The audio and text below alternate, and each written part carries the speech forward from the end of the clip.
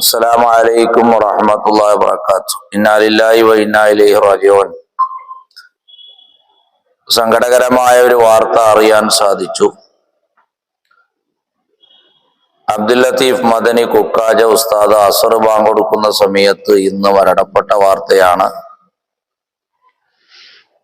ഒരുപാട് മഹല്ലുകളിൽ ദീനീ സേവനം ചെയ്ത പണ്ഡിതനും ഒരു ആബിദും കൂടിയാണ്.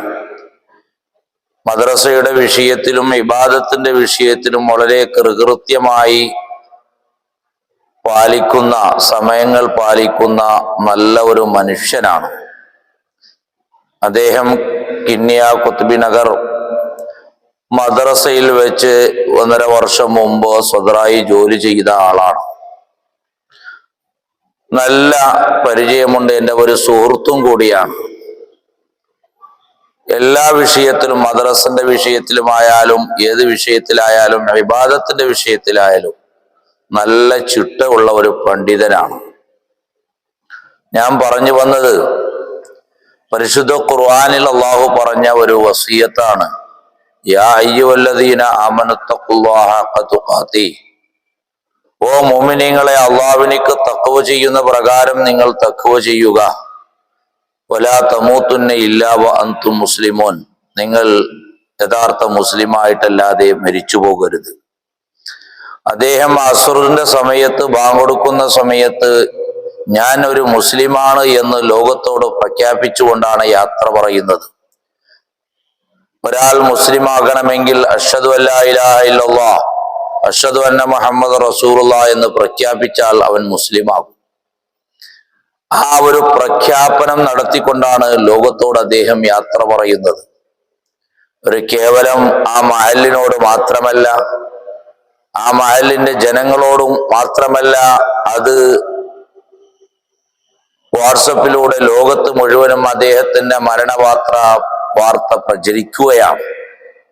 അദ്ദേഹം ഒരു മുസ്ലിമാണെന്ന് ലോകത്തോട് പ്രഖ്യാപിച്ചുകൊണ്ടാണ് ലോകത്തോട് വിട പറയുന്നത്.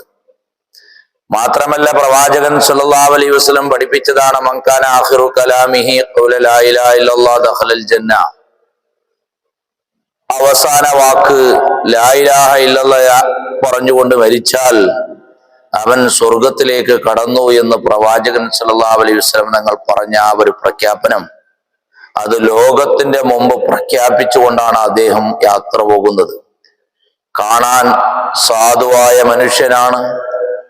ആരോട് തർക്കിക്കാനോ ആരോടോ പിണങ്ങാനോ അല്ലെങ്കിൽ ഏതെങ്കിലും കടബാധ്യതയോ ഒന്നും ഒരു വഞ്ചനയില്ലാത്ത നിഷ്കളങ്കമായ ഒരു മനുഷ്യനാണ്.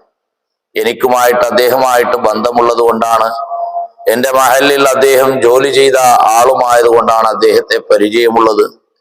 അതുകൊണ്ട് എത്ര കോടികൾ ചെലവഴിച്ചാലും വലിയ പണക്കാർക്ക് പോലും ലഭിക്കാത്ത വലിയ ഒരു നിഅമത്താണ് അദ്ദേഹം മരണസമയത്ത് അദ്ദേഹത്തിനിക്ക് ലഭിച്ചത്.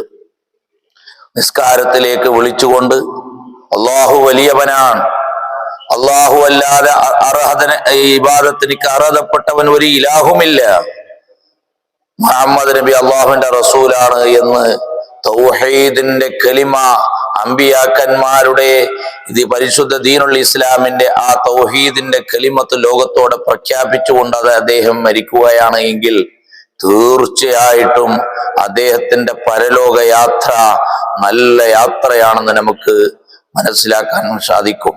അതുകൊണ്ട് നാം എപ്പോഴും ചോദിക്കുന്നതും ദ്വാരക്കുന്നതും മരണം നല്ല സമയത്തായിരിക്കണമെന്നാണ്, ഇബാദത്തിലായിരിക്കണമെന്നാണ്, നല്ല സ്ഥലത്ത് വെച്ചായിരിക്കണമെന്നാണ്, നല്ല വാക്ക് ഉച്ചരിച്ചു കൊണ്ടായിരിക്കണമെന്നാണ് നാം അല്ലാഹുവിനോട് എല്ലാ സമയത്തും ദ്വാരക്കുന്നതും പ്രാർത്ഥിക്കുന്നതും.